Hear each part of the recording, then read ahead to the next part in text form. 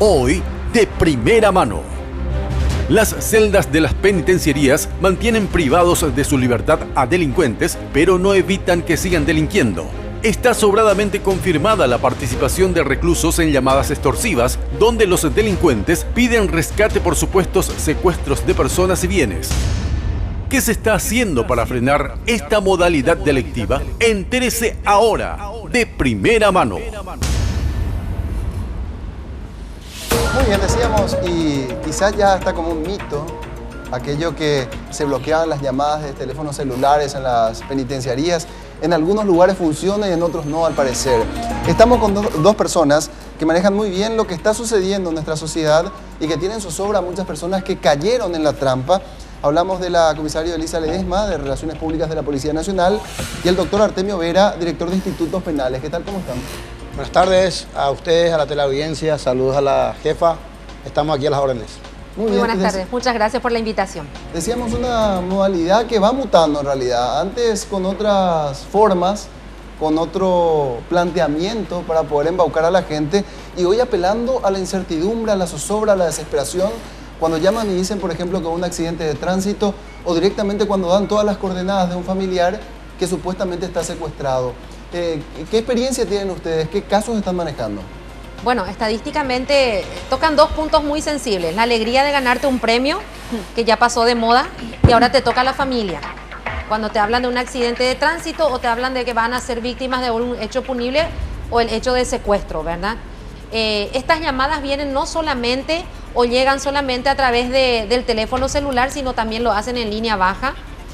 Vienen con diversos temas. El jefe de la comisaría pidiendo una suma de dinero para que no pase a la fiscalía el familiar que hizo el accidente. O también estamos teniendo en estos últimos días personas que se hacen llamar por empresas. Somos de la empresa tal, una fábrica o una ferretería que está cerca de la comisaría. Necesitamos pintar nuestra comisaría y queremos que nos haga un giro en nombre o para la comisaría, ¿verdad? Lastimosamente, todas las llamadas que nosotros recibimos después de la denuncia es cuando ya se hizo el depósito de dinero, ¿verdad? Ahora, en ningún caso esta llamada fue real de alguna comisaría, siempre provienen de las cárceles. No solamente de las cárceles, estábamos hablando acá con el señor director de Institutos Penales y estábamos recordando la cantidad de personas que salen en libertad de las penitenciarías y viven alrededor de las penitenciarías, ¿verdad? Inquilinatos, alquilan casas, tienen sus negocios allí, saben de lo que se necesita para ingresar en el penal, entonces ellos montan un negocio allí y también se valen de esas informaciones. ¿Dónde está para nosotros el problema más grave? La excesiva comunicación que hacemos en las redes sociales. Ahora, no solamente ese tipo de problemas, muchos otros problemas tenemos a consecuencia de ello. Claro, independientemente a eso también entendemos que no funciona más hace un tiempo o de un tiempo a esta parte bloqueador de llamadas, sobre todo en Tacumbú, doctor. Sí, de hecho que eso fue diseñado para un tipo de teléfono, los analógicos. Al entrar en vigencia los digitales eso quedó obsoleto, pero hace 10 años eso. WhatsApp a full de internet. Es más, o sea, no se pensó que iba a haber este avance. Tuvimos una experiencia mala en Tacumbú. Tacumbú está en un radio urbano muy concurrido, con una población circundante que está ahí nomás en la vereda, la calle México, y 24 proyectadas, es un muro linda con las casas, ahí los vecinos. Se había instalado en ese momento el bloqueador y bloqueadas de la calle 21 proyectadas. Eso hizo que los vecinos presentaran un recurso judicial de amparo y se había levantado. De hecho, que no sirvió para nada esa instalación de ese teléfono, o sea, el inhibidor para teléfonos celulares. Hoy día tenemos 5 llamados a licitación, que ya no vamos a cometer el mismo error de instalar nuevamente ahí en el penal de Tacumbú o en el Buen Pastor, que también es un lugar muy poblado, ¿verdad? O sea, que instalaremos en los lugares donde sí tenemos una tierra de nadie que le llamamos de 1000 metros. ¿Y qué hacemos con los reclusos de Tacumbú que hacen estas clases de llamadas? Y los llevaremos a todos ahí. Nosotros conocemos a los que están. De hecho, hicimos una movida importante en estos días, gracias a una comunicación de la Policía Nacional que nos ha dado datos muy precisos, y gracias también por la confianza del jefe del área metropolitana, el comisario Osuna, que nos había informado que el penal regional de Coronel Oviedo y de Misiones estaban realizando llamadas extorsivas. Y, oh sorpresa para nosotros, conocidos nuestros, Charles Arthur Martínez, Dani conoce perfectamente, trabajó mucho tiempo en el área de policiales, Juan José Gil, que tiene un Prácticamente para ellos es una Pero profesión eso. esos son los históricos, doctor. Son históricos y es más, cuando le agarramos allá con José Gil nos estaba diciendo que le estábamos quitando el pan de la boca y cosas por el estilo. O sea que él hace eso una profesión. Claro, dice mi trabajo. O sea, ustedes están atacando mi trabajo. O sea, imagínense el concepto que tiene de la extorsión. Y de hecho que es una profesión porque cada vez van mejorando la técnica.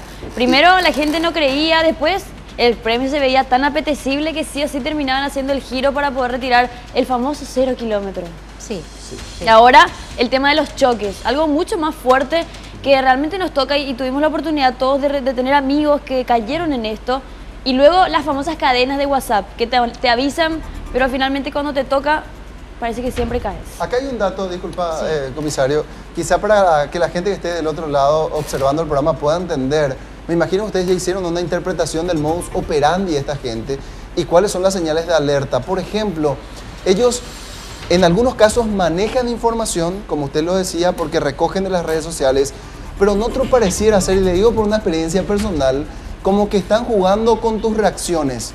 Y en la medida que vas reaccionando y respondiendo, ellos van armando el entramado como para cada vez embaucarte más.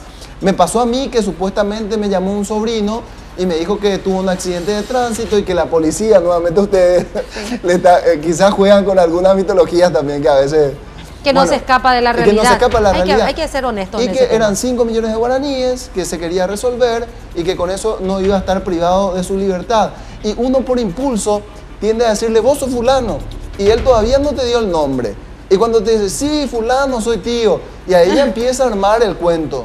Son muy astutos, hay que decirlo. Sí, por ello le digo, para nosotros la preocupación más grande es cuando damos información a través de redes sociales. Y como dije al inicio de la entrevista, se valen de dos cosas, de la alegría que ganaste un premio o del apuro y la situación emocional que nos da ante una información preocupante de un accidente, el traslado a la penitenciaría para no pasar a cargo de la fiscalía. O incluso un secuestro, comisario. Hablan de secuestro, tenemos... Y son cosas muy fuertes que la gente tiene que saber cuál es el modo de proceder ante esto. Denunciar inmediatamente. A eso quiero llegar. La gente una vez que ya depositó los 300.000 guaraníes o los 500.000 guaraníes, no importa la suma que sea, acuden hasta la comisaría y allí ellos hacen su denuncia de que fueron víctimas de un hecho, ¿verdad? Pero nos gustaría, nosotros pedimos desde la institución policial tratar de tener la calma y averiguar, ¿verdad? Soy tu primo Raúl, bueno, cortá, como que se te cortó la llamada y desde el momento que ellos se dan cuenta que vos te prendiste la llamada, te vuelven a llamar.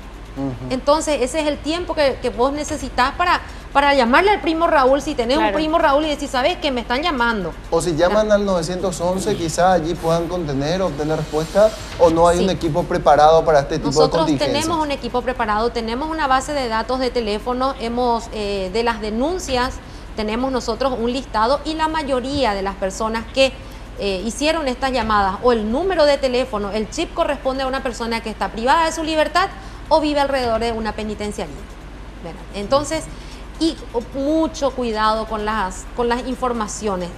Como le digo, hacer un análisis de los hechos de robo domiciliarios que ocurrieron, por ejemplo. ¿Cómo se sabe que en la casa no se va a estar?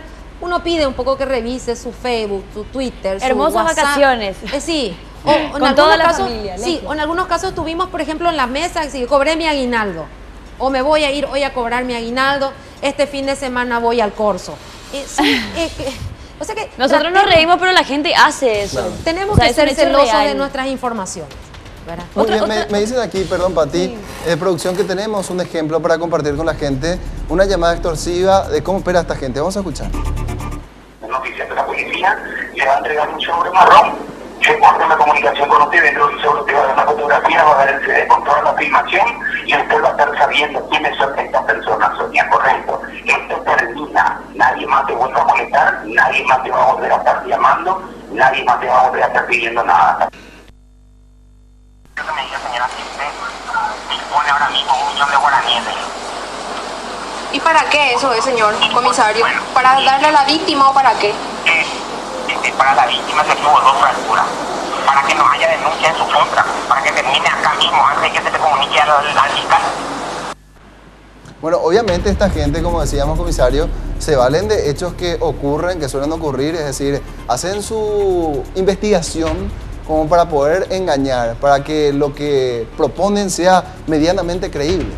Ahora, una consulta, una duda, una curiosidad. Los que están privados de su libertad están en libre comunicación. ¿Cada cuánto ellos pueden comunicarse? Bueno, teóricamente la tenencia y utilización de teléfonos celulares está prohibido dentro de los penales. Tiene estas casetas de Copaco y compañía, pero es lo que menos usan. Sabemos que ahí hay complicidad del funcionario. Evidentemente que los celulares y compañía no caen del cielo. Cansados ya de hacer requisas, miles de celulares incautados en diferentes procedimientos, nosotros vamos a solucionar en breve tiempo una parte de esta cuestión, que es instalarle a todas aquellas personas en un solo lugar, en un lugar bloqueado donde no puedan tener acceso a teléfono, o sea que no funciona lo del teléfono a partir de 1000 metros antes de llegar a la penitenciaría. Pero ojo que no va a terminar ahí la cosa, esto va a seguir, porque esa persona que estaba hablando, yo le había pasado el dato al comisario y a la fiscalía también, le conozco perfectamente, la voz conozco perfectamente, es una persona muy conocida, Dani seguramente conoce también quién es, está instalado a una cuadra de la penitenciaría. Tiene su base de operaciones ahí y no trabaja, o sea que entra y sale ahí personas junto a él y creo que... Vive de la extorsión. Vive de la extorsión, evidentemente que sí, o sea que nosotros solucionaremos en el breve tiempo una parte del problema. Pero aquí hay que hacer hincapié en la educación para la gente. Sí. Evidentemente que esto no va a terminar hasta que haya gente que son estafados. La gente, como dijo la jefa, evidentemente antes de pagar, tiene que cortar el teléfono, cerciorarse de que sí, ese primo, ese hermano, ese pariente sufrió un accidente. No es nada difícil eso. Yo me pasó una anécdota muy hasta jocosa, ¿verdad? Que le habían llamado a mi papá, que vive en el interior del país, y me dice, ¿sabes que me gané un auto? Me dice, y no te ganaste nada, le dije, te habrán jodido, le dije.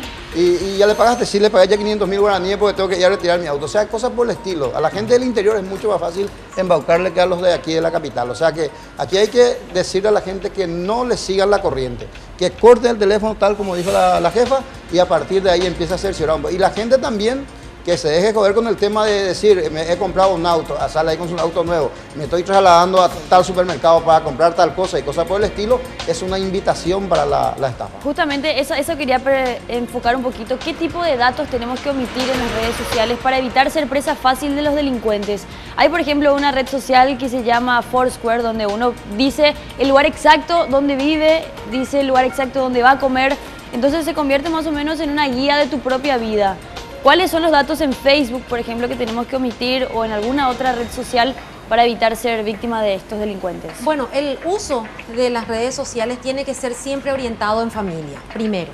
Porque que yo te esté dando informaciones que no podés publicar, pero tu hijo está diciendo que entra en tal colegio, que tu mamá se va a llevarle en un vehículo tal y que después se va a su trabajo. Tenemos que trabajar en familia sobre todas las cosas. Tenemos que conocer qué es lo que están visitando nuestros hijos también en las redes sociales y qué tipo de amistades están teniendo, ¿verdad? Nosotros hemos tenido casos de investigación impresionantes en el tema de trata o pornografía infantil cuando sabíamos que a los padres estaban bien orientados en lo que es el uso de estas redes sociales, ¿verdad? Entonces, hacer un guía en familia de qué es lo que podemos contar y qué no podemos contar. En diciembre fue terrible para nosotros el tema del cobro de aguinaldo, ¿verdad? Le superaba a la gente. Superaba totalmente, ¿verdad? Bien, aguinaldo hoy, a full fin de semana en tal parte. Entonces, ¿qué es lo que hacemos? No solamente mamá, papá, mi esposo y mis hijos ven las redes. Se dio esa correspondencia, es decir, esa gente que tanta información da, finalmente fue asaltada. ¿Y cuántos casos tiene? Tuvimos casos de víctimas de esa clase. Nosotros inclusive desde Relaciones Públicas hemos montado un equipo de personal que está a mi cargo, que le llamábamos a la gente que publicaban eso por línea baja y le decíamos, por favor, no hagan esto porque esto es algo criminal que están haciendo, están incitando a todo. Servicio de niñería, claro, no hay servicio de seguridad que tenga el resultado que esperamos cuando nosotros mismos no nos estamos cuidando. Hay otro elemento que hay que tener en cuenta quizás también, que ellos están con todo el tiempo del mundo para investigar, para ver, para informarse. Ellos están ahí, ellos están justamente en el sitio en donde tienen la disponibilidad incluso a internet, uno, y lo otro también el tiempo necesario.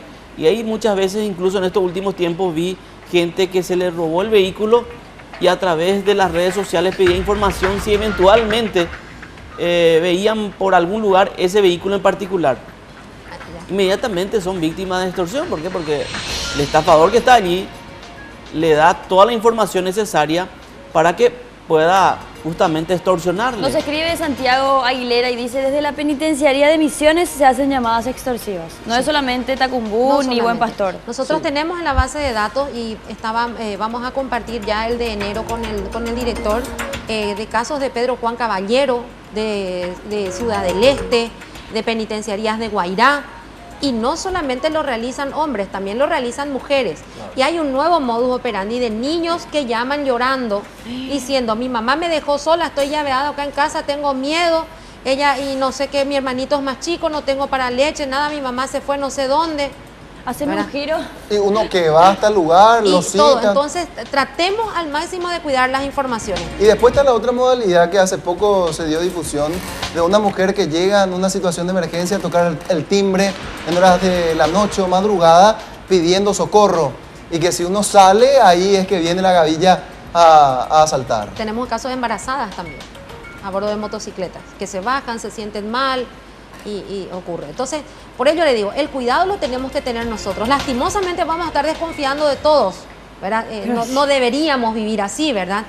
Pero tenemos que cuidar. Claro, pero hay situaciones muy obvias también. Claro. Las situaciones que estamos justamente comentando que tienen que ver con las llamadas extorsivas, que de una u otra manera tiene que llamarnos la atención cuando uno recibe una llamada, una comunicación en donde te dice se accidentó tu hermano, tu primo. O sea, de buena primera, ¿cómo vas a creer en eso antes de confirmar una información así? Que te llame un extraño, ¿verdad? Claro, Por y sobre supuesto. todo cuando te pide algo a cambio. ¿Verdad? Hay que saber que si un extraño va a llamarnos para contarnos sobre un accidente, lo va a hacer a lo mejor del celular del propio pariente, si es que la situación es real. Sí. Y busca un número conocido y bueno, nos llama del propio celular, no de un número extraño que jamás sabemos de quién es. Claro, pero juegan con la psicología, porque Sí. está otra cuestión también. Y esto es algo sumamente extraño, que luego le ocurrió a un conocido, que luego él se pone a reflexionar y recapacita una vez que está tranquilo y dice, ¿cómo pudo haber creído? O, ¿cómo es que la voz de la persona que me habló me resultó familiar? Ocurrió que dijeron que le secuestraron a su hija adolescente y le pasan con la supuesta hija adolescente, Sí, sí. Dios. entablan una conversación y el tipo, la víctima, asume que estuvo hablando con su hija. Y nunca fue su hija estaba estudiando con una compañera.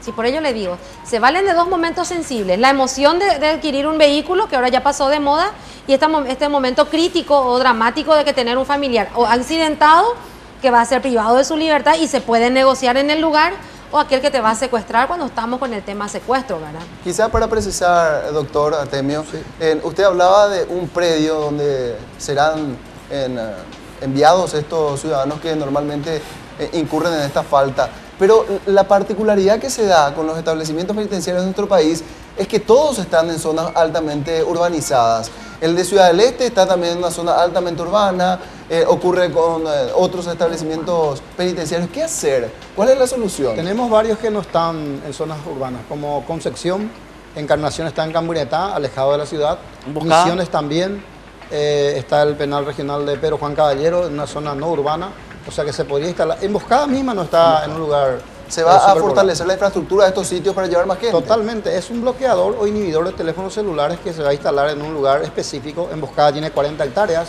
No son muchos los que hoy día están en prisión, o sea, tampoco son muy pocos, ¿verdad? Son como 50 los que son. Han de tener algunos alumnos ya por ahí, pero nosotros le conocemos a casi todos ellos.